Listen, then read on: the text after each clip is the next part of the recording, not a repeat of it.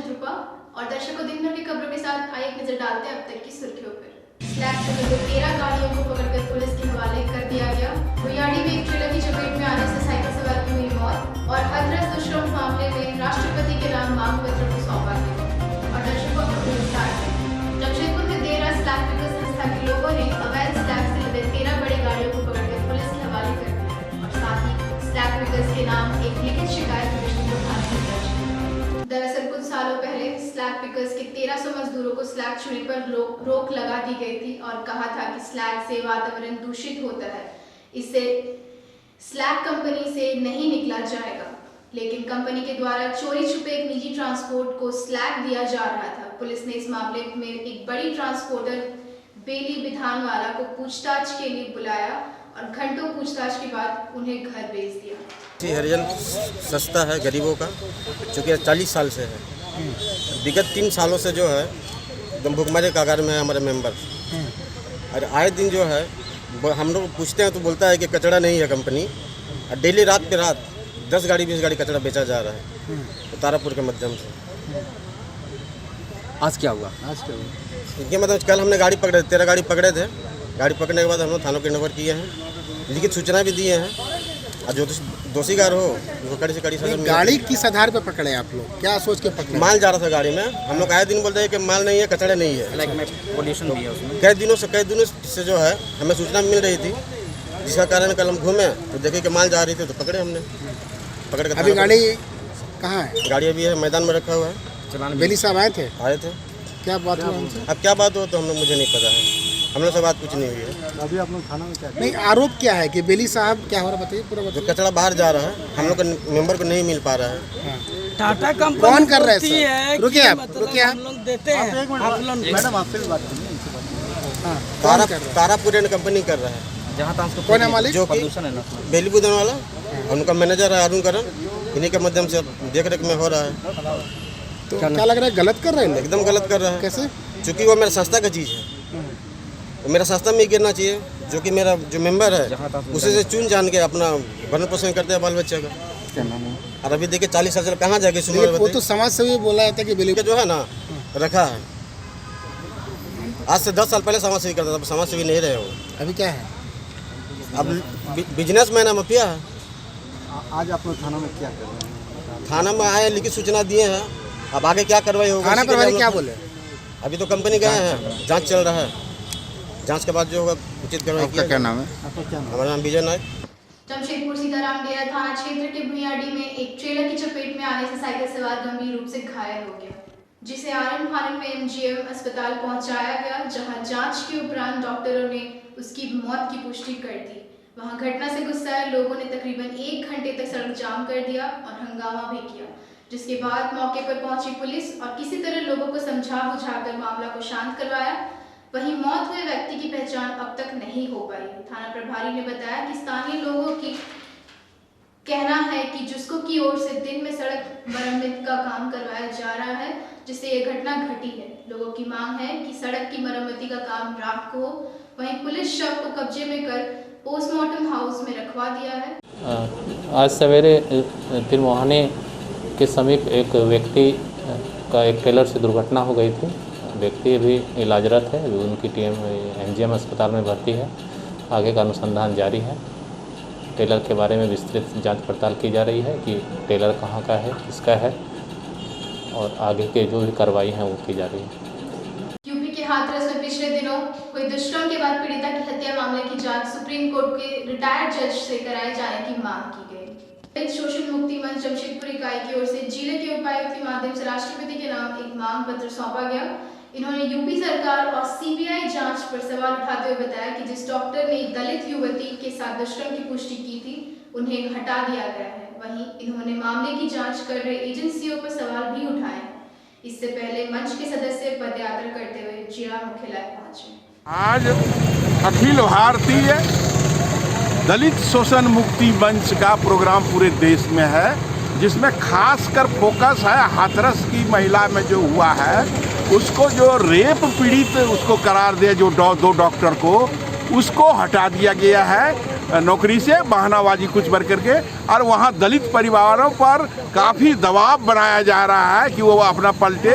इसीलिए हम लोग का डिमांड है कि उसके पीड़िता को सही मिले और सुप्रीम कोर्ट के जज के द्वारा वो उसके निगरानी में उसका जांच पड़ताल हो। यही दलित शोषण मुक्ति मंच का पूरे हिंदुस्तान में है। और खासकर उस तरह के जो बंदी को बनाया गया एनआईए में, स्टैन स्वामी वगैरह, उसको रिहा करे। दुनिया भर बरबरा राव से लेकर और दर्शकों, फिलहाल एक छोटे से ब्रेक का, और बने रहिए हमारे साथ। मुंबई बेकरी अब आपके शहर में किफ़ायती दरों पर लेकर आ गया है एक से बढ़कर एक tasty pizza,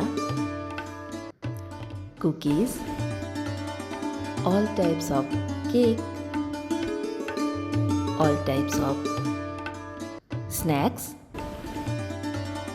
all types of biscuits, patties और भी बहुत कुछ। तो फिर देर किस बात की, आज ही अपनी पसंद का व्यंजन घर बैठे ऑर्डर करें। हमारा पता Mumbai bakery, house number 13, market area, Dhatgiri, Jamshedpur. Phone number 9593 760 653 629 73 18081।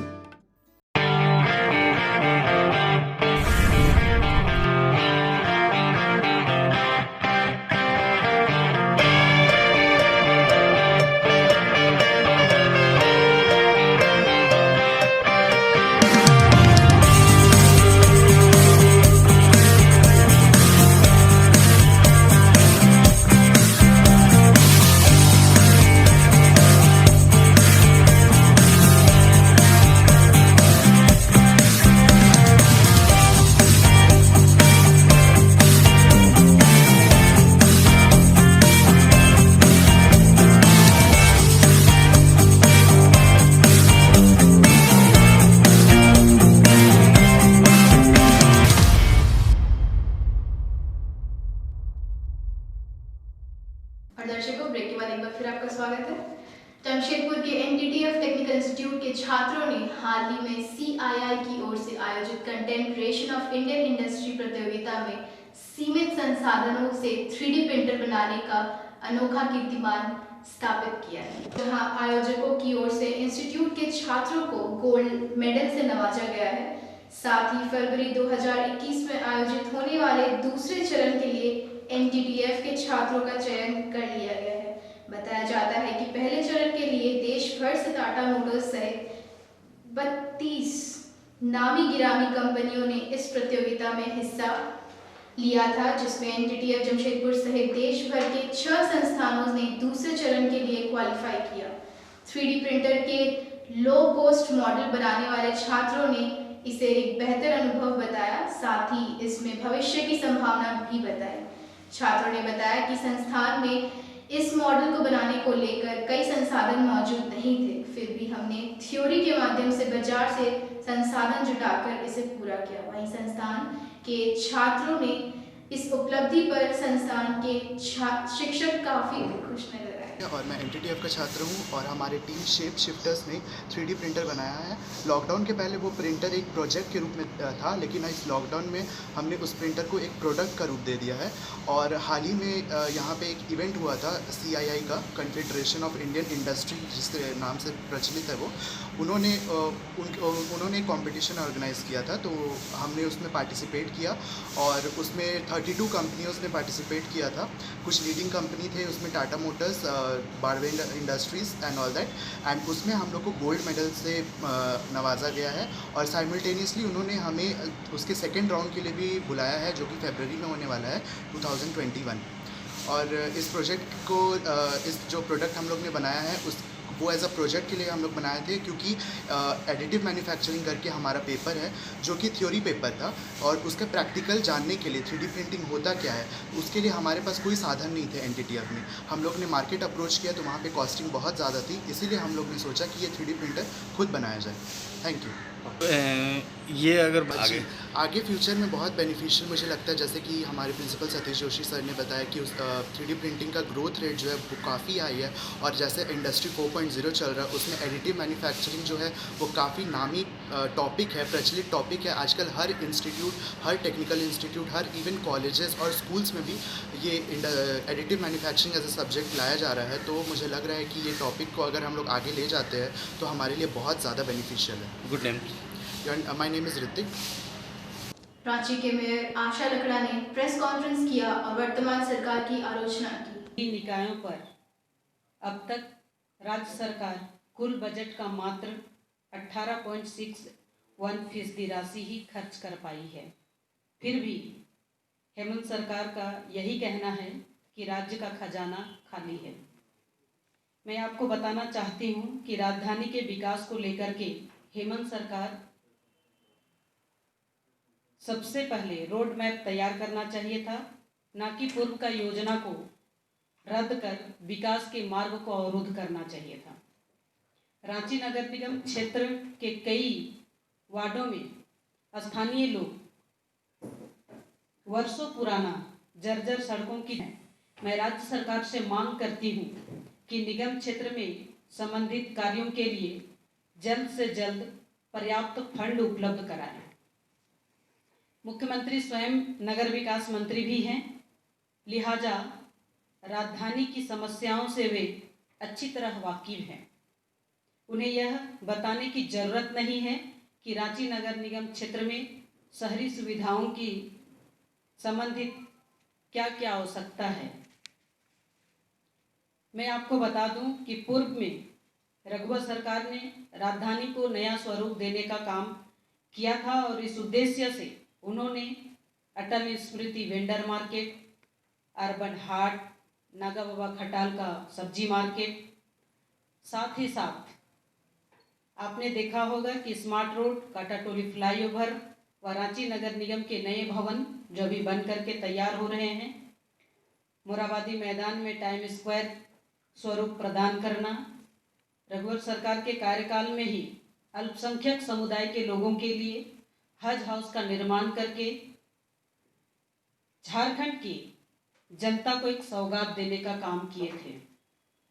इसके अलावे हरमू फ्लाईओवर, रातू रोड में एलिमेंट रोड निर्माण की योजना को भी धरातल पर उतारने का काम और तैयारी कर रहे थे। रविंदर भवन, स्मार्ट सिटी परिसर में आपने देखा होगा अर्बन टावर, सिविक सेंटर, जुपनी बिल्डिंग, कमांड कंट्रोल एवं कम्युनिकेशन सेंटर भी रघुवर सरकार की ही देन है। परंतु हेमंत सरकार की निर्माणाधीन योजनाओं को अवरुद्ध करने का प्रयास कर रहे हैं। और दर्शकों, चलते चलते एक नजर अब तक की सुर्खियों पर। स्लैब से लदे 13 गाड़ियों को पकड़कर पुलिस के हवाले कर दिया गया। बुनियादी में एक ट्रेलर की चपेट में आने से साइकिल सवार की हुई मौत, और हाथरस दुष्कर्म मामले में राष्ट्रपति के नाम मांग पत्र को सौंपा गया। और दर्शकों, खबर विस्तार से।